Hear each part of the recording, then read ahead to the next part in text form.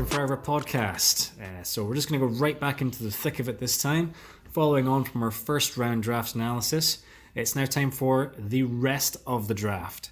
So rather than just going through each and every single pick, because there's quite a lot of them, 254 or something, I think, we're just going to talk about some of the more interesting ones that we either hate or we love or cause some controversy.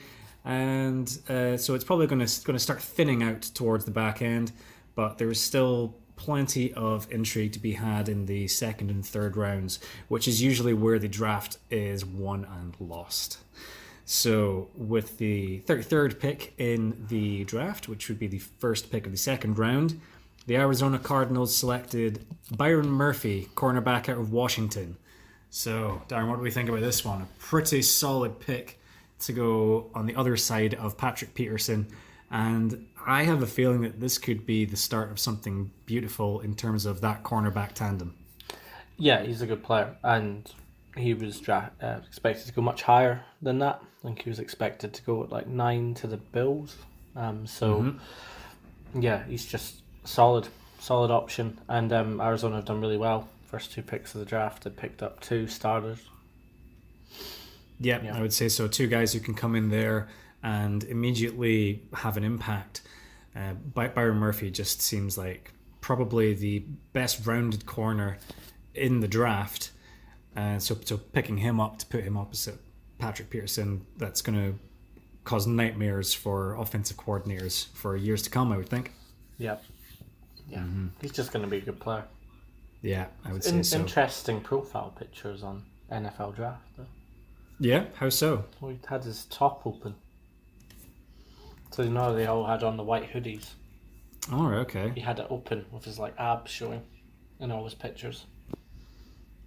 Okay, I'm going to for some reason. Actually, no, I'm not going to have a quick look at that because that's not what I'm all about. Anyway, interesting guy, good pickup. We like it. Moving past a couple of things there. Well, we did have there's the Colts taking Rock Ya-Sin, defensive back out to Temple. Good player. It's a nice one. Be good anywhere he goes. It's fine. Yeah, but this is a good example of it's a good player. We don't need to talk about it though. It's we're gonna move on from it a little bit. So we can touch on Jawaan Taylor, who was then picked up by the Jacksonville Jaguars via trade with the Raiders. Offensive tackle at Florida. We had him down as being the best offensive tackle in the draft.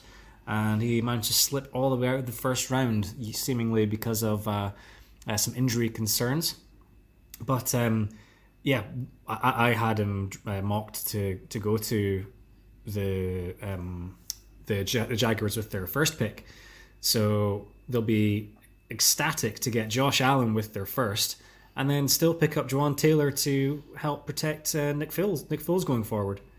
Yeah, I think that to most NFL teams, there's just too many independently good players in their eyes in the first round. So, it's very random kind of scattergun approach to who gets picked up. And as soon as the second round was about to start, everyone was saying, it's going to be defensive ends or defensive backs, it's going to be tackles, and it's going to be wide receivers. This whole draft is just going to go off now because they're so same, so similar that everyone can get a good player. Whereas in the first round, I think people were going for the projects, the athletic, players they can work on and will have the 5 years to work on. Whereas the guys who have that unique like body frames and skills and freaks and athletic ability and stuff. And now these are the guys that they'll say like, okay, they can come in and they can do a solid job somewhere. Yeah, and we can get them for 4 years on protected money and get them in.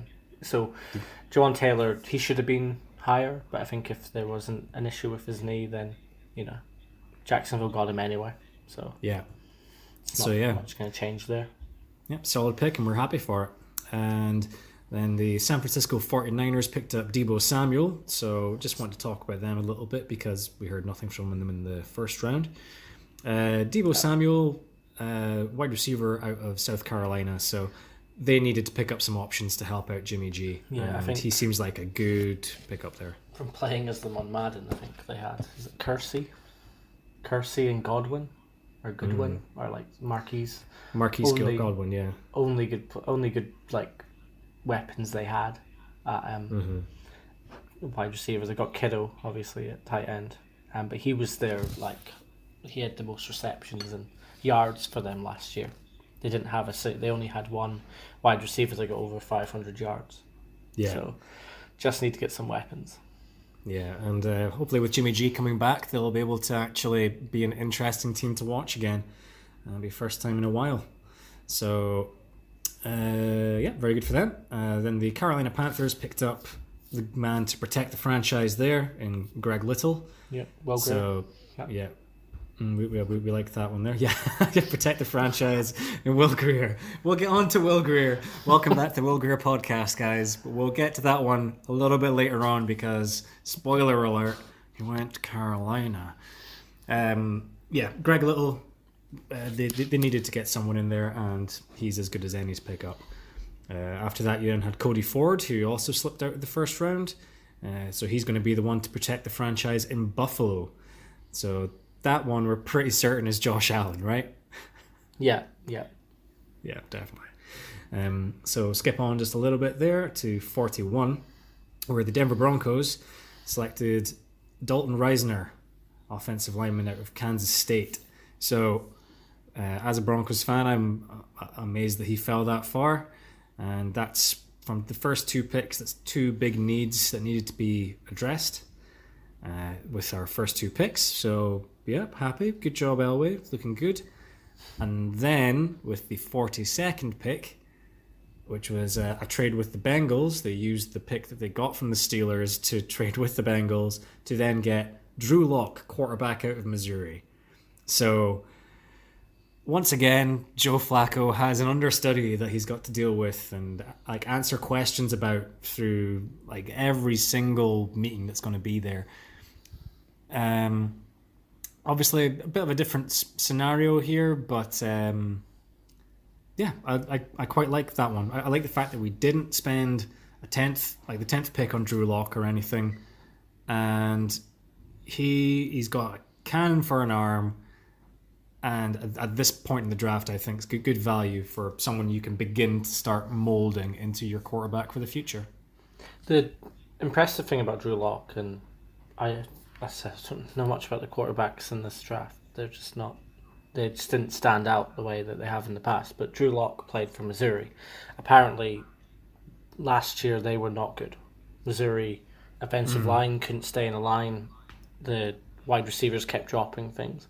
And he still put up really good numbers. So everyone's kind of been like, a lot of people had him as their number one in terms of talent.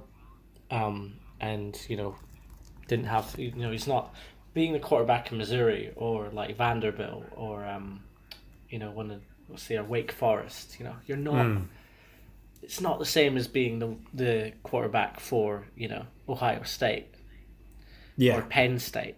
Yeah, it's because you're playing in the SEC, which is, it's still a good conference, but it's not the same as one of these other.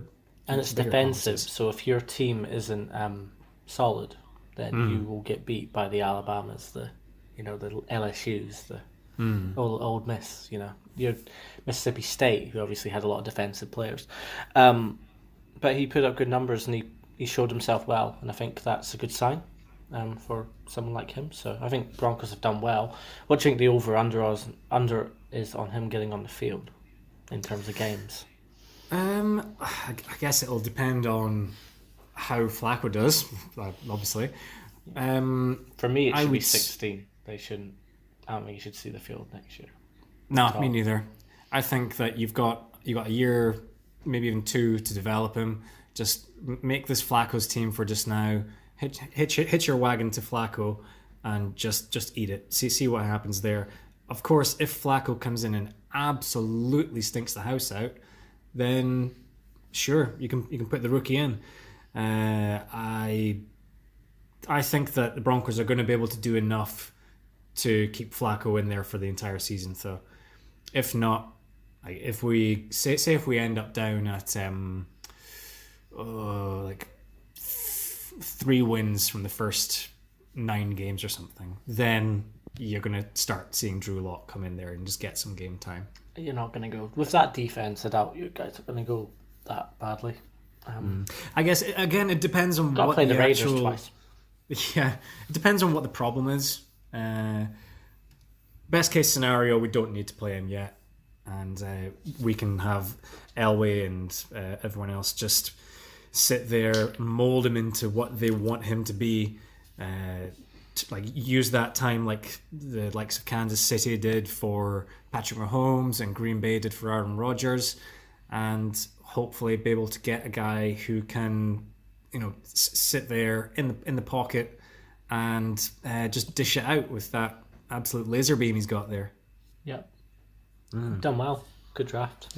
Yeah, well done, our John. Moving on, the Green Bay Packers selected Elgton Jenkins to help protect Aaron Rodgers there. Quite interesting. Then after that, the New England Patriots picked up Joanne Williams, cornerback from Vanderbilt. I don't want to say too much about him other than that he is a unit. For a cornerback, he's something like 225 pounds, 6'3" or something like that. And yeah, he just looks like a real big human out there. Kind of like what someone like Cam Chancellor would do to the safety position. He does that for cornerbacks. Yeah, well, they've got their skilled cornerback on the other side in Stephon Gilmore. So if they can get someone who can competitively, challenge on the other side, then they're going to be in a good position. But, they're already in a good position. So yeah, he kind of lucked out getting there. Probably worth the risk. But I think this pick comes down to not wanting egos, smaller school guys that will come in and fit the scheme. Because the very next pick. Yeah. Well, I'll tell you what. Since this is the Cleveland Browns' first pick in the draft this year, I would like to bring up a guest announcer for the 46th pick.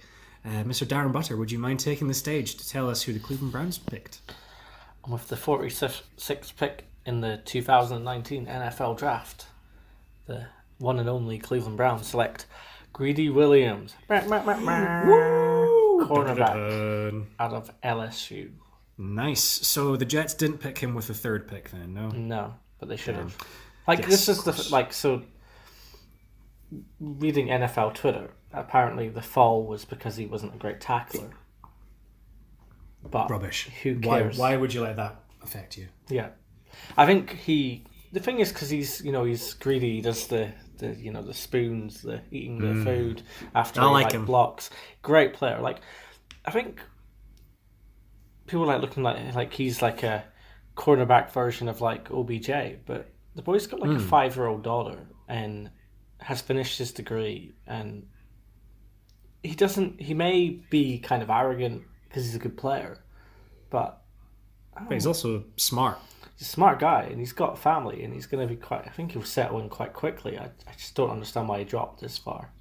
I just think that no one wanted a cornerback until the second round, and then some teams have just taken players that can cross. So Bunting, Rock Ya-Sin can play, kind of safety corner in the slot, whereas Greedy's going to be a true press. I'll take one side of the field cornerback, and I think people were looking for a bit more, movement, a bit more flexibility with their defensive backs. But God, I'll take him. Absolutely, at the 46th spot, and you stick him opposite Denzel Ward. That's another cornerback tandem that could go on for a long time as being very successful. So I'll miss Peppers. I don't know what I would have done with how I would have even survived with Ward, Peppers, and Williams in the backfield. But we'll take that. That's fine. Yeah, I think he did okay out of this, to be honest. Yeah. Okay. Continuing further up the board, we'll touch very briefly. The Minnesota Vikings selected tight end Irv Smith out of Alabama. So that could be the end of Kyle Rudolph there. Kyle Rudolph's going to play, just they don't know if they're going to offer him an extension next year. So yeah, it's maybe it's like him on the way out eventually, I would say, perhaps. His moment in the spotlight might be on the way out. After that, then we had the Tennessee Titans taking A.J. Brown, wide receiver of Ole Miss. So that's an Ole Miss wide receiver picked up, but it's still not DK Metcalf, and we're over 50 picks in. It's like I said, people want the flexibility and the be able to use them in different weapons and different schemes, different looks. Whereas, you know what DK Metcalf is going to do, but AJ Brown's a good player in his own right, and Yeah, he'll be good for the absolutely. Titans. I think him and Davis, Corey Davis.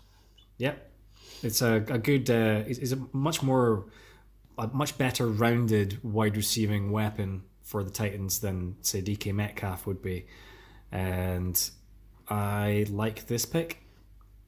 Yeah. Yeah, simple as. Another pick that we like is the Philadelphia Eagles trading with the Ravens to pick up Miles Sanders, running back out of Penn State. So the Eagles get their shifty running back, very Dion Lewis-like in his approach. Miles Sanders was obviously sitting behind Saquon Barkley at Penn State last year, just biding his time, and he finally got his opportunity last year, and he really took it to task. And yeah, he looks like a really nifty player they could have here. Yeah, well, he was understudy for Barkley for 2 years before he saw the field, and then he shone out last year. And he's probably, I think he was the best crossback other than Jacobs in the draft. You know, he's not a true bell cow, but they've already got Howard, so they pick him up to be the lightning to the thunder, and he can pick it off. He can go and join a no running back gun set and be a wide receiver, and he can drop back and be in a shotgun. He's a good pickup, definitely at the end of the second round.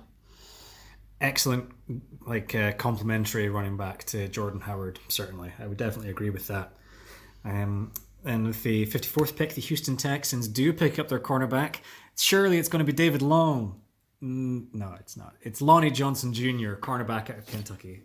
Sorry, Darren. They're just, of course you would have. You'll be a GM soon enough once we're discovered here. That's still not David Long, but he's coming. He's a coming. Well, I feel kind of vindicated in the fact they took a cornerback in the second round. So it was only going to be one or the other. And it just looks like everyone had a meeting and went, hey, these cornerbacks, let's wait to the next round. Yeah. The whole NFL together kind of decided that's what they did. And they said, there's this guy in New Zealand who says we should go for David Long. What do you think? Nah. Then they had back-to-back picks, and then they picked up Max Sharping out of Northern Illinois, an offensive tackle. So they're just going back and forth on two of their biggest needs, which is that awful offensive line and their defensive backfield. So looking good there. Now, we touched on the end of the last episode about the problems Kansas City are facing with Tyreek Hill potentially being shown the door there due to allegations of child abuse. And they could have picked up their replacement for him here in Mecole Hardman, wide receiver out of Georgia. Can't say I know much about Mecole Hardman, but Georgia's a good system, and they did well last year. And if he's small and shifty, then I think that says that Hill was going to be gone. Yeah, I would say so. Unfortunately, I would have taken Isabella. Yes, I think a lot of people would have thought that as well. But we've also said that we don't think Andy Isabella is the same sort of player, but he'd still be shifty enough.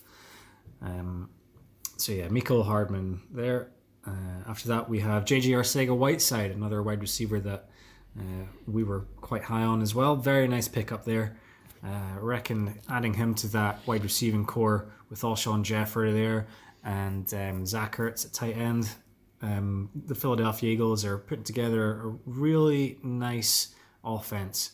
Also, when you consider they just picked up Miles Sanders and they've got Jordan Howard, this is a team that I'm beginning to get scared of again.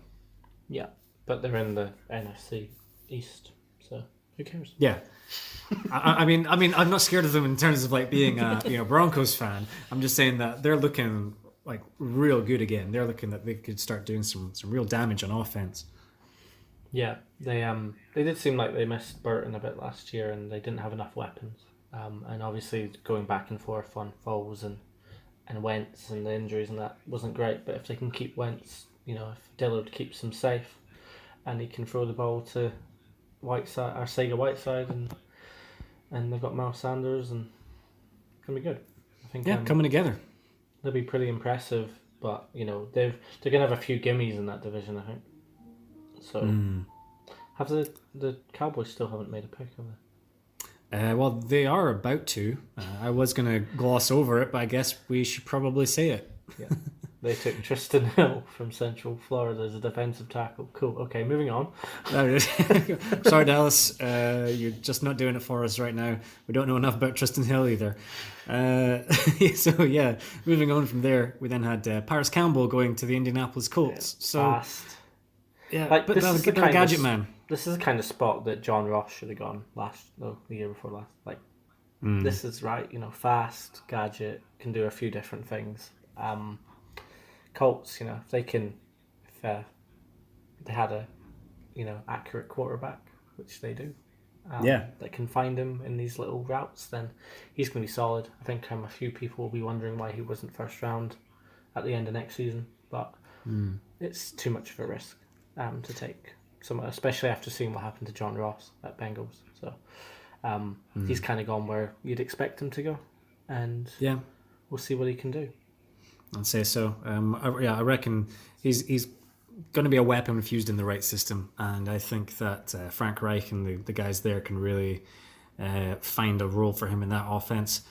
So now you got T.Y. Hilton there, and Devin Funchess there. Now add Paris Campbell the mix. You're beginning to get some more weapons for Andrew Ebron as well. Yes, absolutely. So they're really making something of that offense now. It's looking good.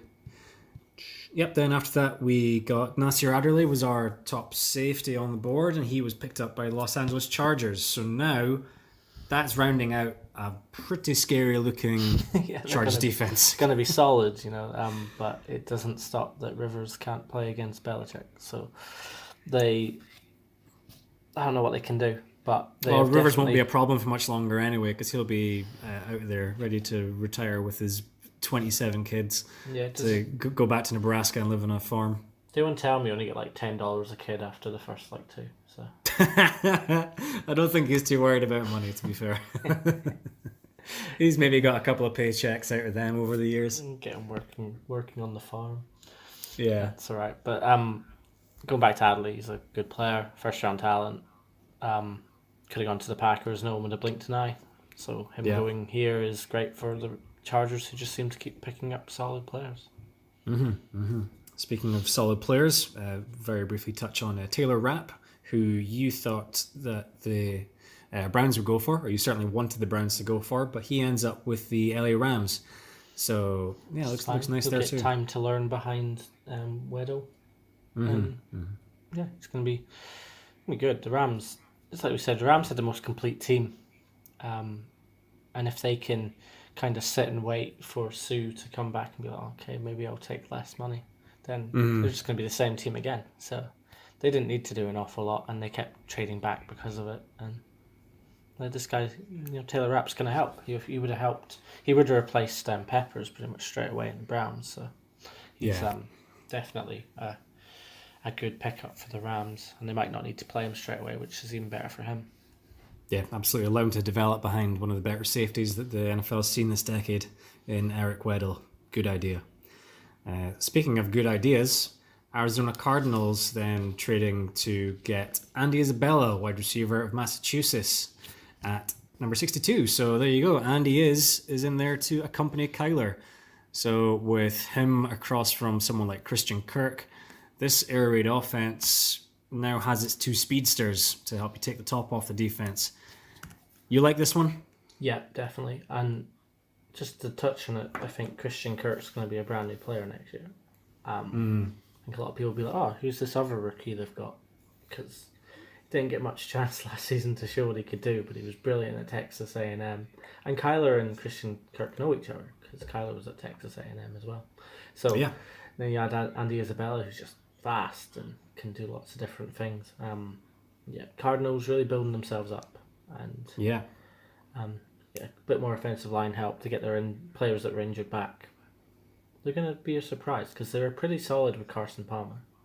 And Yeah, I too think many that injuries. And then, they've just picked up some very good players in the first couple of rounds. Yeah, they're really going to be a different team this year, considering, like I say, that problems that they had in the offensive line. A lot of that was down to injury. They've gone and bolstered that this year, and they've got people coming back. And, If you look at it, they're going to have Kirk on the left, Isabella on the right, and then Larry Fitzgerald in as the slot. Mm-hmm. And spoiler alert for through the rest of this, but this isn't the last wide receiver that they pick up either. So they're really going all in on giving Kyler Murray and that offense all of the weapons that they can muster. And considering that they've also managed to get Byron Murphy in a cornerback to help up that defense. And by the way, let's not forget that they've got David Johnson in the backfield. Yep. Like the Who never got man to play. of the NFL. Never got to play last season. Blocking for Josh Rosen because the offensive line was so bad. Yeah. He had a wasted year, and if I was him, I'd be pissed. And Tell me about it. I was pissed when I drafted him in my fantasy league. And 1,300 yards rushing next season. I think he's going to be pretty good. I think so. Yeah, this is going to be a bounce back year for him. Mm-hmm. Now, rounding out the second round, the Seattle Seahawks, via trade with the Patriots, picked up DK Metcalf, wide receiver of Ole Miss. So he's finally off the board, having been nailed on at Jacksonville, an absolute certainty by us. So that didn't happen. What will be amazing is if Baldwin does retire, because Doug Baldwin, saying he's not sure his knees can take it. If he does retire and they do use DK as their number one and he gets over 1,000 yards rushing next season, then what a story it's going to be that he went in the last pick of the second round. Don't know what he's going to do. It's a very hit and miss, boomer bust, I'd say. But if Doug Baldwin does retire because of all these surgeries and injuries he's had to go through, then that is going to change that franchise because he has been one of the most underrated and underappreciated players, possibly in living memory, as far as I'm concerned. He's been the heart and soul of that wide receiving core for pretty much his entire time he's been there. Yeah, it might be one of those. Might be a good thing for him, a bit of a disguised blessing, because if he was maybe a bit a bit above himself when he first came in, dropping down around, might be a little more open to listening to his coaches, and if Pete Carroll tells him to do some yoga and get on the shuttles, then maybe he will be able to make some adjustments to the way he plays and really be effective. But he's going to have to get him in the second round. You're not tied to him for 5 years. Got him for 4 years. The money's quite reasonable for the team. Yeah, it's a good pickup, especially if you think your number one's going to be out the door. Yeah, well, I guess we'll see. They're going to have some serious concerns if Baldwin does go. Don't really know what else they're going to have in terms of weapons for the newly crowned highest paid player in the league in Russell Wilson. Yeah, a lot of intrigue in Seattle this season. It's going to definitely be one to keep an eye on going forward. Yeah. Speaking of going forward, into round 3 we go, and it's starting to thin out for us a bit here, but there's still plenty of things for us to talk about, including the Pittsburgh Steelers getting the 66th pick, so that's the second pick of the third round, where they picked up Deontay Johnson, wide receiver out of Toledo. So he ain't no Mr. Big Chest, but the Steelers have tried to add weapons to that wide receiver room. And so now you've got Deontay Johnson, Juju Smith-Schuster, and James Washington out there as your 3 main guys. Yeah, what do you think about how the Steelers are trying to improve their situation there? I think they trust their own systems, their own coaches, and their own scheme. And I think I know a lot of the guys that came in to talk about Deontay on ESPN were very high on him. He did everything. Did some running back, did some punt returns, did kick returns, played in every position on the wide receiver core. So I don't know if he's not going to be AB, but if they can get him to a competitive level, then they've got a good player. But if you're going with the second pick in the third round, you're going to be good. And this is a very strong wide receiver class. So yeah, Juju Smith-Schuster came out and very quickly noted to people that, hey, this ain't no replacement for me. This is Switzer's replacement.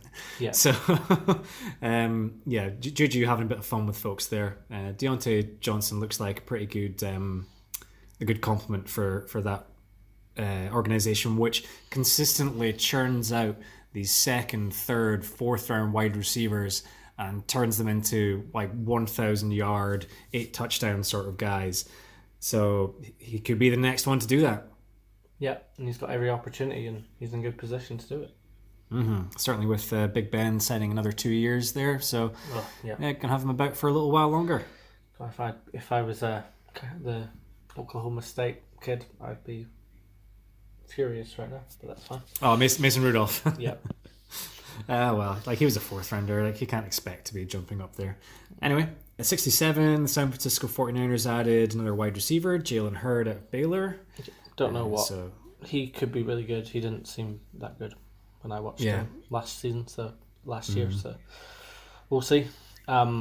Just another option for San Fran. They just needed some more wide receivers. Some more talent. But it's starting to get a bit same as you get down the rounds. Yeah, definitely.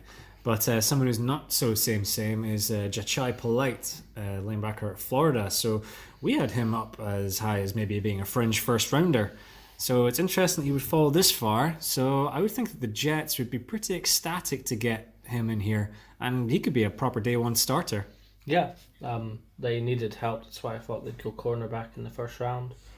But they've obviously kind of picked up what's fallen to them a bit. And I think that's just kind of the way they've gone. I think people have been saying that the Jets GM is on his last legs. He might have even been fired. McLaughlin or McLennan? Mike McCagnon. McCagnon, that's it. Has he been fired? No.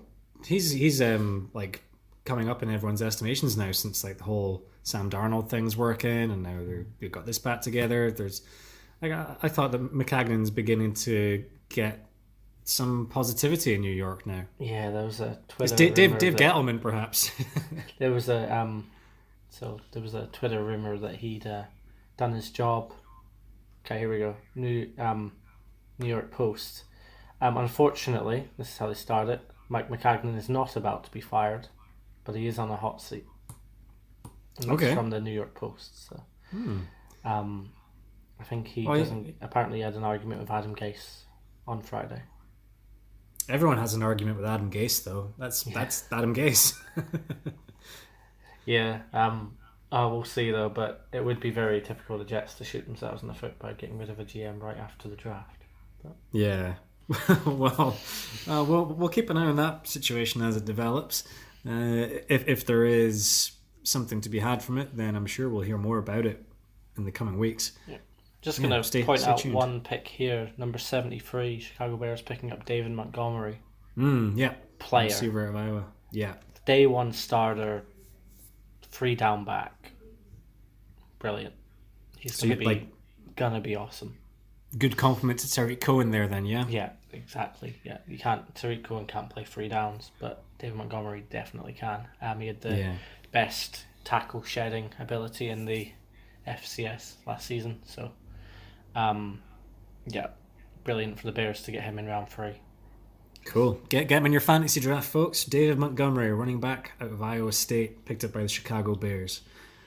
Excellent. Very briefly, I'll just say that the Denver Broncos did pick up Draymond Jones, defensive tackle of Ohio State, so it's another need for the Broncos filled, which is good.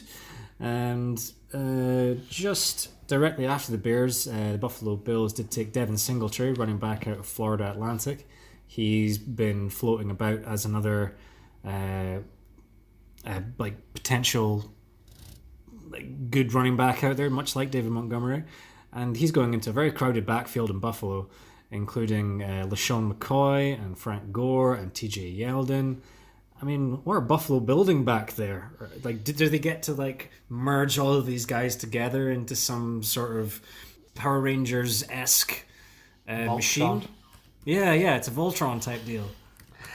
I don't know. They're not. Well, they haven't got Freddie Kitchens as the head coach, so we're not going to see 3 running backs behind the quarterback schemes like in Cleveland last season. So yeah, I reckon a couple of those guys could be on the way out before the season starts. Yeah, I wouldn't be surprised if they used McCoy to pick up some other players, maybe on longer contracts.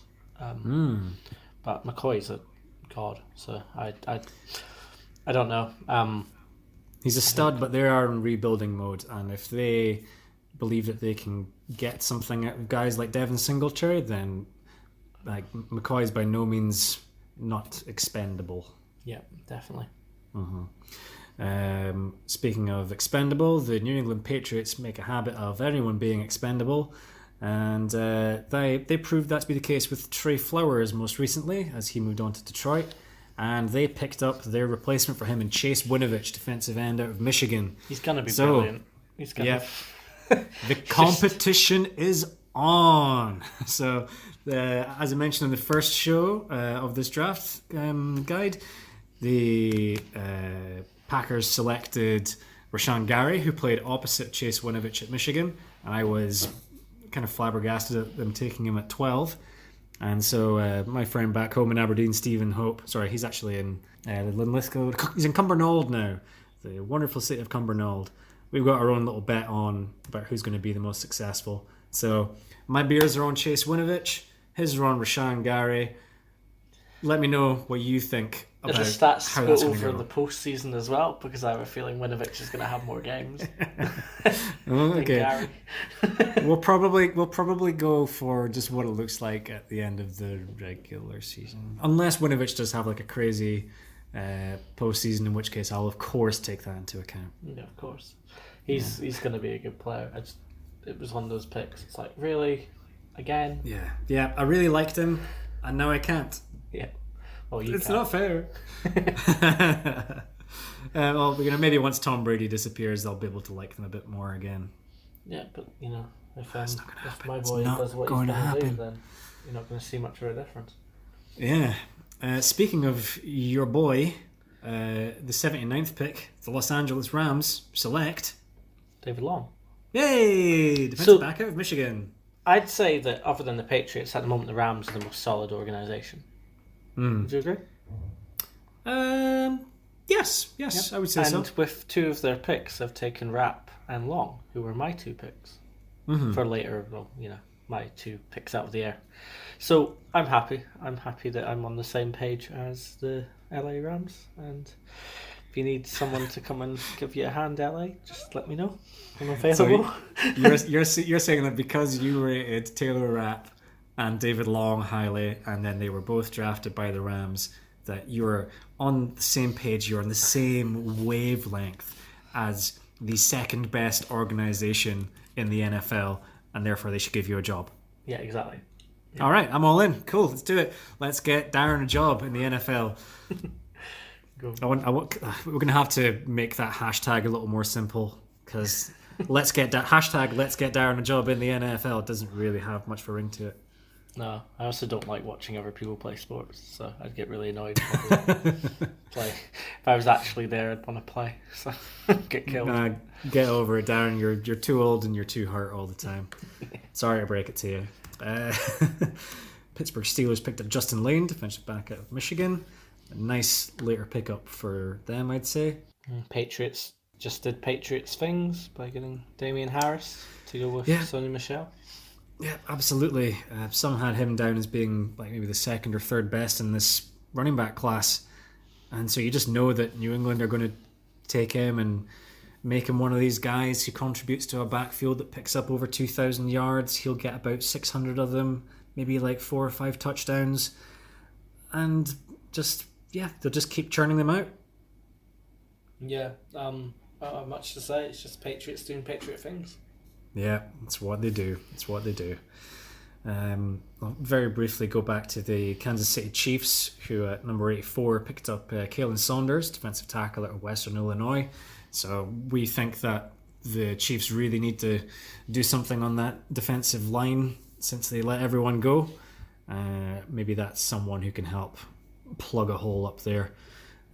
Can't say I know much about him, to be honest, but yeah, that's a need they've really needed to address for a while. Speaking about teams who've had needs to address, the Baltimore Ravens, with the 93rd pick, got Miles Boykin, wide receiver of Notre Dame. And some people are touting this as one of the best later round skill position player picks of the draft, saying that he's the sort of guy who can really come in there and do a job for them. Of course, you could say that about pretty much any wide receiver who could go into Baltimore's situation because they were so low on wide receivers. But yeah, I've heard a lot of Baltimore fans be very happy with this pick. Yeah, he's a good player. Good, he got to the college football playoffs last year with Notre Dame, and he's just there, right? He's a very solid player. I think because I watched a few of the games, there's a guy that I thought he reminded me of quite a bit. Detroit Lions, Marvin Jones. Marvin Jones, yeah. Yeah, he's very good comparison to have. Like not quite Megatron, but he's big, fast, can go up and get it. Yeah, he's about 6'4", 220 pounds, and that's like the sort of size, like the combination of size, speed, long arms is something that they've been missing, especially now that Michael Crabtree is out of the building. And a lot of people think that he could just instantly slot in there and be a contributor. No, hopefully not, because the Browns are winning the division. But, Ravens have done well. It's going to be an interesting division this year. Yeah, I think they're down as one of those who wouldn't be surprised if the Steelers finish bottom this year. Me neither, which is such a flip. And I know. I love it. Obviously, the Bungles are there, so we don't know, but it's going to be very competitive. Let's not go too crazy. Bengals will probably be bottom this year, I would imagine, but you never really know, especially with a new coach coming in Cincinnati. Perhaps now is their time to rise. Yeah. Okay. Mm-hmm. Now, we heard... we don't need to talk about him for what he is or what he does, but the New York Giants, with the 95th pick, picked up a defensive end out of Old Dominion who had his name absolutely butchered. So would you like to set the record straight, Darren? How do you say this person's name? Sam O'Shane Zimenez. Not Ximenez or whatever. It sounds like... whatever the guy said on the telecast. Yeah, when John Travolta revealed Frozen singer won an Oscar. What was it he said her name was? It was just a whole bunch of consonants thrown together in a pot and then exploded over the ceiling. It's like Jason Witten got involved. Yeah.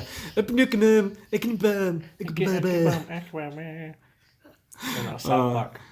That one just gets me. Zimenez, apparently, I did it wrong. Zimenez, even I did it wrong. Out of Old Dominion, first ever player to be drafted out of Old Dominion. So, congratulations to them. Congratulations to him. Good for you, Osihan Examinais. Yes. Examinais. Okay, we've spent way too much time on that. That did not need nearly as much analysis. But something which we've analysed quite a lot through the course of our time doing this podcast is the fortunes of one quarterback out of West Virginia who was picked by the Carolina Panthers with the 100th pick in the draft. Yeah. It's Will Grier. Yeah. Well, hey, welcome back to the Will Grier podcast, everyone. And we actually have a right to talk about him right now. Yes! Something actually happened. So he's from Carolina. He's from Charlotte, or wherever they have their stadium. When he got the call, he was literally 10 minutes away from them. And they were joking about it on the call. So he's a good, solid hometown boy to go in and back up the franchise. I think people were disappointed because they thought he was someone who would be able to show something if he replaced an injured player or got in straight away into a competitive situation. Obviously, Cam Newton's going to be the starter if he's fit, pretty much no matter what. in Charlotte. So yeah, but we have seen with he has Cam got picking up injured, his and they injury. Yeah. had some terrible players playing last season because they don't have Anderson anymore, and they were just lining up some real nonsense last Oh year. well, yeah. Well, they When had some jabroni come in and end up tossing like a 400-yard game against God knows who. Yeah, they were never going to be your solid backups. And was it Gilbert who went on to play for the Apollos? I think Garrett Gilbert was maybe there briefly. I think they had Yeah. two quarterbacks come in and both got injured, and then they had to pick someone else up. Yeah, they had a But bad time, but Will Grier's solid. He's from there. Yeah, definitely. Good yeah, pick. Now, one thing I want you to do is go and have a look at some of the content and come back to us and tell us what you think. He was followed during the draft process by Barstow Sports. okay. So they were there doing interviews and help being there during meetings and stuff for him during the draft process. And obviously, Baker got a bit of abuse for kind of going down that road. The worst of all was Johnny Manziel. Yeah. Barstow took a lot of bad hits for following Manziel around parties when they shouldn't have been. So I'd be interested if you go and have a look at that content and come back and think if that was a good move for him. Okay. Because I didn't know he'd done that until obviously you're on NFL Twitter during the draft and they keep cutting to Will Grier's house and there's some skinny guy doing a interview with like his uncle and stuff. Just because they've got nothing better to do because they thought he'd get drafted much earlier. But yeah, it looked pretty fun. He was in the phone call we had with the Panthers. He was like, oh, okay, cool, I'll be down in 10 minutes to do some photos. And they were like, oh, will you? He's like, yeah, I can see the stadium from my bedroom window. I'll be there soon. Certainly, it's good to have a local boy right there for you. Eh? Yeah, so I think he'll do well, but the only way he can do well is if one of my other favourite players from Auburn doesn't do well. So I'm conflicted there. We're by no means wishing any injuries upon Cam Newton, but we're still fascinated. Good NFL as Cam Newton playing. Yes, definitely. But if Will Grier gets his shot, then we hope he grabs it and goes with it. Excellent. So that'll do it for another episode of the Will Grier podcast. And we'll get back to some actual fourth and forever stuff now. So we'll really blitz through it now because that's the end of the third round analysis for us. Moving into the fourth round, we saw the Arizona Cardinals take another wide receiver, Hakeem Butler out of Iowa State. Yeah, so, it's going to be good. Just yeah, pick up more weapons, see who fits, trade the ways the ones that don't, get rid of the ones that you draft really like. Just good. Yeah, making good decisions. I've got a feeling that Hakeem Butler could be like he's a bigger sort of guy. I reckon he'll be having the ear of Larry Fitzgerald a lot, to see if he can turn him into a better player. Which, if there's going to be anyone around there who can make something out of a wide receiver, it should be Larry Fitz. And after that, you had the Cincinnati Bengals picked up Ryan Finley, QB out of NC State. Yep. So apparently he's better than the fourth round. I think because of how the just level of talent in defensive backs, edge, corner, wide receiver, quarterbacks really took a hit here. Just because people want people that can plug straight in. They want to keep their fans happy, especially if they have starting quarterbacks and things like that. So Ryan Finley's a good player. He was number 2 on McStay's QB list. So he could be the heir for Dalton. We don't know. But I think if Dalton keeps doing what he does, then he's going to get an opportunity next year to show something because Dalton's not... His odds on making 16 games have never been lower or longer. Yeah. Well, yep, I reckon Dalton's going to be getting a chance this year still, with Zach coming in as the new head coach there. But you've got to have someone pressuring him behind him. And maybe Ryan Finley's that guy. He doesn't have a rocket arm or anything, but he seems like a smart guy and he can make a lot of the throws. They'll get there eventually, just not with too much mustard on them. So yeah, certainly want to. Can you just keep a little eye on that one? Is what we think. We'll see how that one turns out. directly after that, the Saints got Chauncey Gardner-Johnson, safety out of Florida. So they'll be very glad to get this guy so far back. Another piece to that defensive back puzzle as they start to actually move themselves away from the stigma of the Saints being a terrible defensive team and actually get some credibility back. It's looking good. Yeah, he's solid. Florida's good system. He'll probably go straight in. Yeah, they've got a good defense already, so any extra weapons, any extra help they can get is just ticks boxes. Yeah, absolutely. Very briefly, the New York Giants did pick up another cornerback in the form of Julian Love, cornerback out of Notre Dame. That's probably a nice one there as well. Just add more to that defensive backfield. See if they can finally stem the tide of all those yards going up against them out wide. Yeah, there's definitely some good players to get in this round, and he was one of them. So the Giants, other than Jones, I think they've done okay. They probably had a board, and they would have had a board, but they had their board, and they've kind of got players they expected to get on it. If they overreach to get them, that's another story. But at least then they can come out of it going, well, we can keep moving on with our plan because we got who we expected to get. Yeah. At 110, the San Francisco 49ers picked up Mitch Wishnowsky, punter out of Utah. Now, the reason that I'm pointing this one out is because he's actually from Perth, Western Australia.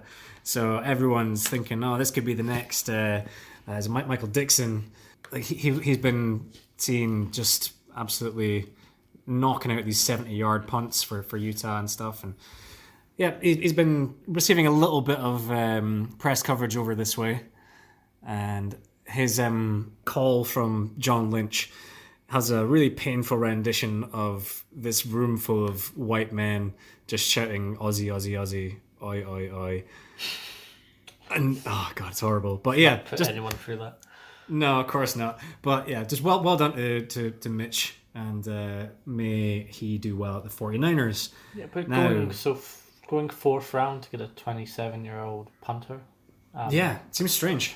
Especially considering who we're about to talk about, Bryce Love. Yeah, Was there with like pretty much the next pick.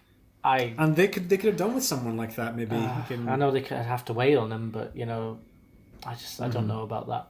But yeah, if they feel... Wishnowsky won the Ray Guy Award. He looks like a good punter, but yeah.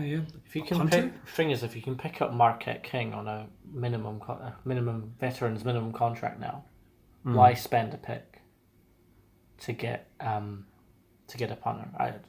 That's just me. But these guys really like him, so obviously he must be, really something in the possession game. Yeah, well, if you don't expect to have a lot of the ball, then having a punter who can get it down to the 5 every time is probably going to be quite handy. Yeah, I meant to say in the field position game. Yeah. So and then you touched on it there. Bryce Love, running back out of Stanford. So Dr. Love is going to stay in football, it seems. He had said that if he wasn't drafted, he was just going to go on and become a doctor. So the Redskins seem to like picking up running backs with questions and giving them a shot. And I'm really happy that Bryce Love is now in the NFL because when healthy, he was excellent.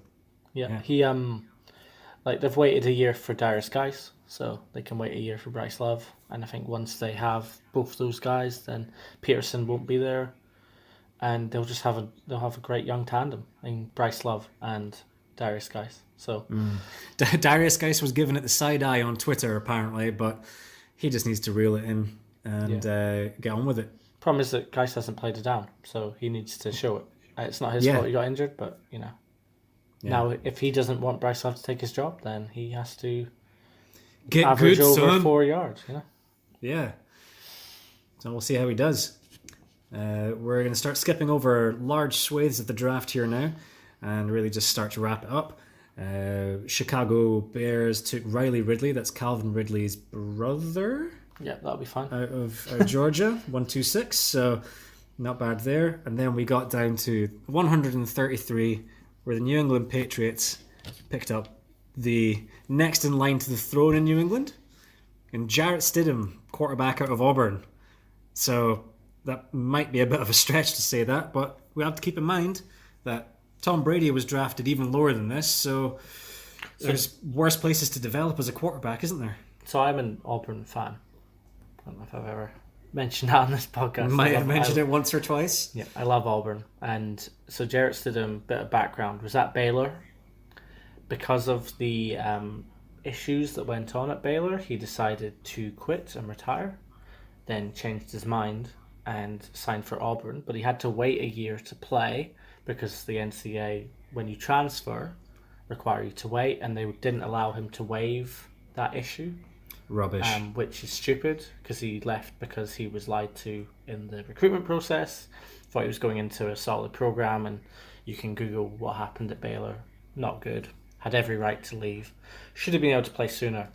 So he came in to replace Marshall at Auburn, and he played well. He beat Alabama in the Iron Bowl away from home. He was solid, but always questions, like he doesn't. If the O-line didn't show confidence, he didn't show confidence. He would panic and rush a bit. But he's had some good wins in the SEC, and he's a Texan. He looks like a quarterback. I think he's in the right system to develop, and if he can get back to what he was when he went to Baylor, and they give him the time, which obviously that's the one thing that a lot of quarterbacks don't want to give, and they don't want to sit and wait. But if he's willing to be the backup to Brady for 2 or 3 years, he could learn. He could be very good. But with all players getting taken after the first round, you don't know if they'll ever get given the opportunity. But this is probably the best place he could have gone to do something, because he is a scheme quarterback. He is he's got a very clear way he wants to play, and if all his players are on that same line, then he's very competitive, very successful. So Auburn have always had some very independently talented players. I don't know if that always helped him. You've got Kerryon Johnson in his first year just doing whatever he wanted, which was fine because he was getting like 20 yards a carry. But he does seem more like Belichick's kind of guy, which is obviously why they've picked him up here, because they probably would have got him a couple of rounds later. But I think getting him here shows confidence in him. You may as well. Yeah. And TB12's got to retire sometime, right? Does he? Please tell me he has to retire sometime. Yeah. We'll see. Yeah. So at the moment you're allowed to still like him, but if he begins to start for the Patriots, I might have to veto that. Okay. Okay. Well. Okay. I'll give you that one. Okay. Cool. So skipping on further again, our third linebacker was Mack Wilson. He was picked up by the Cleveland Browns, the 155th pick. So he fell quite far. But again, those middle linebackers, kind of a dime a dozen sort of deal. Shortly after that, the Indianapolis Colts took E.J. Speed, wide receiver at Tarleton State. The only reason I'm mentioning that is because of the name. Yeah. Well, nice. We like it. Shortly thereafter, the Cleveland Browns, maybe they have finally sorted out their kicking problem by picking up Austin Seibert, kicker out of Oklahoma, with the 170th pick. Yeah, apparently he's really good mates with Baker, and he had a very good percentage at college, so may as well take a chance, see if you can get one for the long run. And picking up someone in the 5th round, that's not bad value for picking up a kicker either. It's not as if you're doing a Tampa Bay and picking up one in the 2nd round or anything. In round 6, Arizona Cardinals picked up another wide receiver in Keyshawn Johnson, but that's not the Keyshawn Johnson formerly of the Jets and Buccaneers and stuff, someone I grew up watching. But yeah, can you say overkill? Kyler gets another wide receiver weapon. But I'm pretty sure, I've done the maths, and I don't think that they can get all of these wide receivers on the field at the same time. But yeah, it's just a matter of throwing as much at the wall and seeing what sticks, I guess. Yeah, definitely. I don't have much to add. He's just another wide receiver, another weapon for them. Yeah, that's it. We've talked about it already. Just point out it's another wide receiver. But something that I do think is worth pointing out at this stage is the 197th pick, which was the Baltimore Ravens picking up quarterback out of Penn State, Trace McSorley. So, an outstanding dual threat talent with a bit of poor downfield accuracy. Does it remind you of anyone? McSorley is a very talented man with a lot of grit and determination, is what you'll hear about him. He's a fascinating sort of guy, and clearly the sort of backup who the Ravens would think that they could put in for Lamar and not need to change the game plan too much. Yeah, I'm wondering if Trace McSorley's been damaged by the reputation of his predecessor in Hackenberg, because he's a very good player and was overlooked. And Hackenberg is not. And was not, but Hackenberg was a much more highly rated player than McSorley, and obviously went in the second round. And yeah, I don't know, McSorley. There's rumors about him going to play slot receiver. There's rumors about him going to play, as a safety. I've heard of him like a Taysom Hill sort of role. Yeah, like, it would be if he's willing New to. Orleans. He'd probably be very good at it. He's a football, Mr. Football. But if he wants to play quarterback, then he's gonna have to get RG3 out of the way, and he's gonna be very similar to Jackson. So we'll see. We'll see what he can do. But he's a very good player, and I want him to play NFL football. I don't care where he plays. He'd be a great safety, I think, and he'd be a very good slot receiver as well. So give it a shot at quarterback. A couple of years maybe, but I can't see him being out the league after 3 years. I think he's definitely got the skills to pick up another position if he really needs to. Yeah, he seems like he's one of these guys that he'll go out there, he'll put his body on the line for you, and he also seems like a great leader. He seems like he knows people. People will fight for him. So I think that he'd be happy to go wherever they'll have him. But don't count him out completely. He's been downtrodden enough times in his life to pick himself back up again, and I would like to see him get a shot at quarterback, just because. But that's primarily because I still don't like Lamar Jackson at quarterback yet. But it's an interesting dynamic because in yours, I guess that they've got Trace McSorley now, so they did pick up a quarterback in the draft, but RG3 is still the best pure quarterback on the team. Yeah. I don't know how you move forward when that's the case, but they obviously have a game plan that they're trying to put in place, and they're getting players that fit it. Yeah, they're not playing the same game as anyone else in the NFL right now. When everyone else is trying to go for air raid offenses and throwing the ball up 60 times a game, they're planning on running it 50 times a game and maybe throwing like 12 passes out there. So, of course, that's what they did last year. Who knows? Maybe Lamar Jackson has... Yeah, but I think that was still in spite of that. I think that was a coaching marvel is what they did there. That was all scheme. But you've got to figure out ways to do it. I don't think it's sustainable. I think they're going to get figured out. So Lamar needs to figure out how to throw. That's just my take on it there. It's very quickly in the same round. Just looking at the Bengals near the end there at 210, 211, getting Deshaun Davis from Auburn. He's a very good linebacker for that pick. And then getting Rodney Anderson, who is a very good running back, who was injured last year, so didn't play last year. But yeah, they seem to pick up more of their value towards the later rounds because they two didn't very seem to good do too well players to earlier. get in the 6th round. Yeah, potential start errors. Do you think if they're going to be Rodney on Anderson, if he is fit, definitely. Davis is probably a project, but he's coming from a kind of pro scheme at Auburn, so I wouldn't put it past him. Yeah. Okay. I think we're just about there for that one. In round 7, the Minnesota Vikings with the 217th pick picked up a guy called Chris Boyd, spelled Krisboyd. Yeah. I Yeah, have what nothing dick. to say about Chris Boyd. For some reason, I don't like him. Yeah, I don't know. Why that is. It's just something about, I don't know, is it Scottish football or something? I don't know. Yeah, I don't know. Anyway, yeah.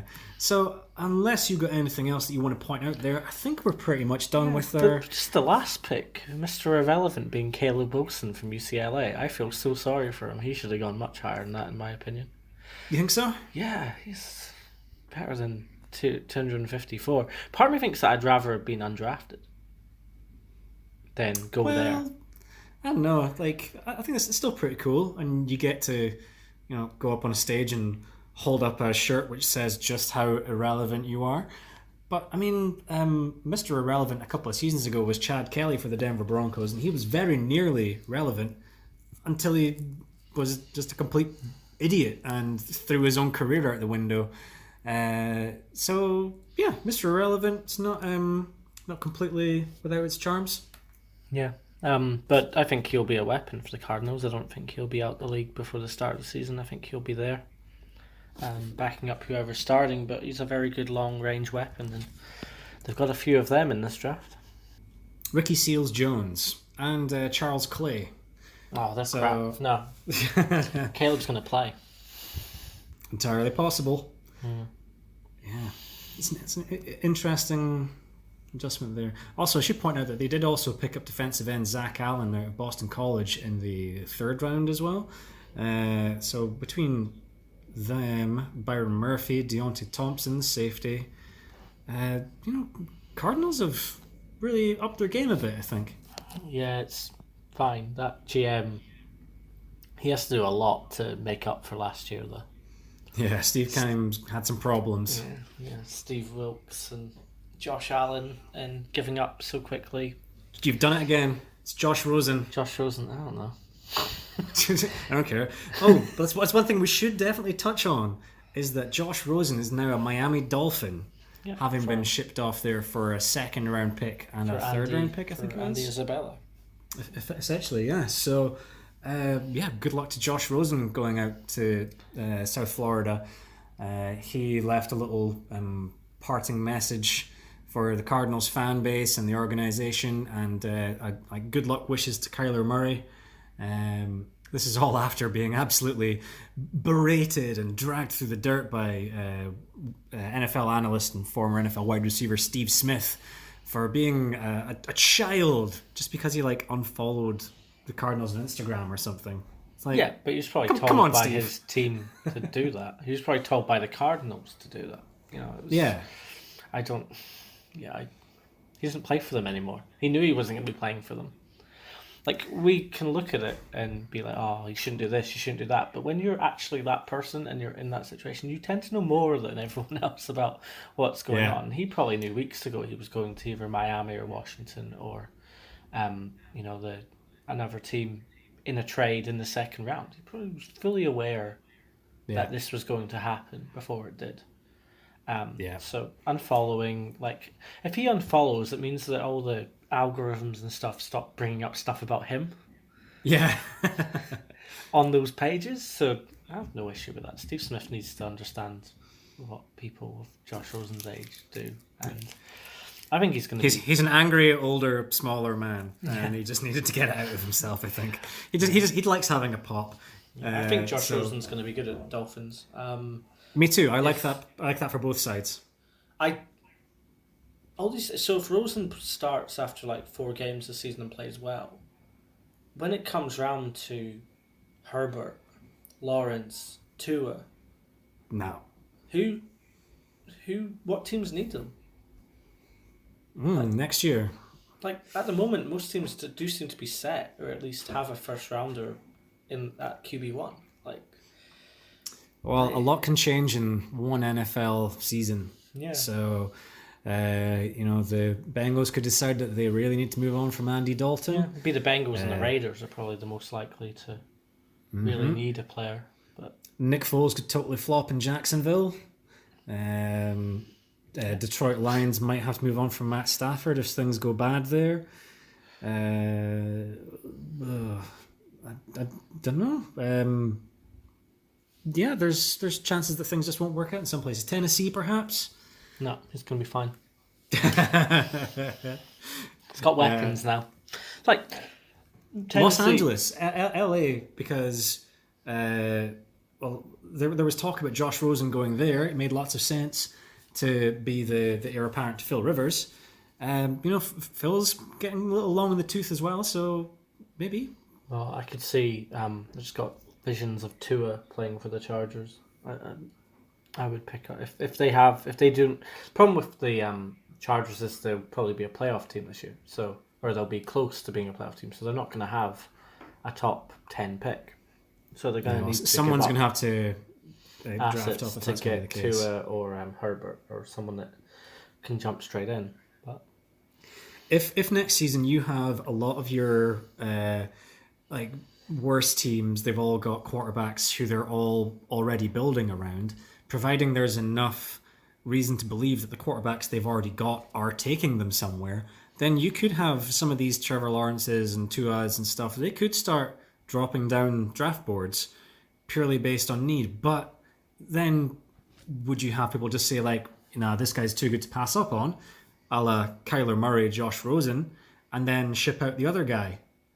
It is entirely dependent on what's going to happen then, and we have a whole 360 odd days before we figure that one out. yeah, but there's with players like, say for example, Tua, he could go the whole of his 3 years at Alabama never playing in the fourth quarter in the regular season. Yeah. So how do you know what he's going to be at the NFL level if he's never really because he didn't play in the fourth quarter against the Oklahoma in the semis because they were winning 31-10 at the end of the third, and then they got trounced in the final. Yeah. So he played the whole game, but they weren't competitive in that game. So he's never had to play in a competitive fourth quarter in his whole college career.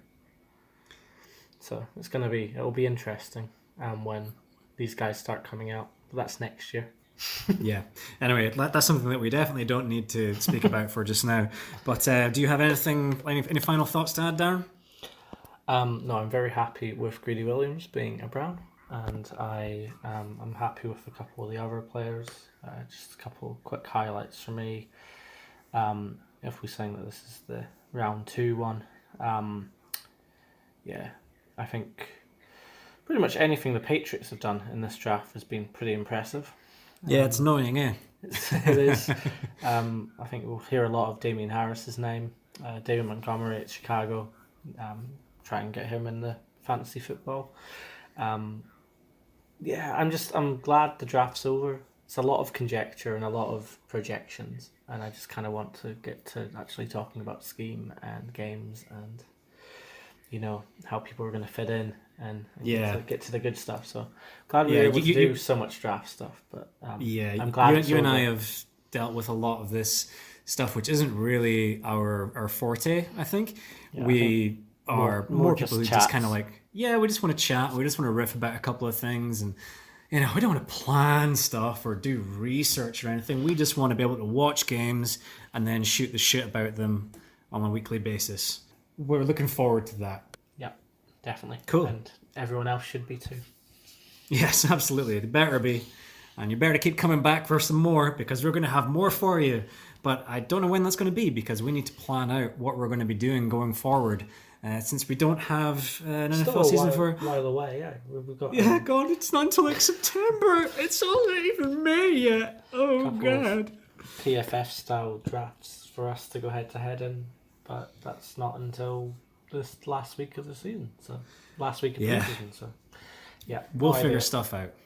In the meantime, I'm sure some of these idiots that play football are going to give us plenty of stuff to talk about in the meantime. Definitely. In the meantime, I think I'm not sure if it's on ESPN or something, but Peyton Manning has a show coming out in, I think it's mid-July.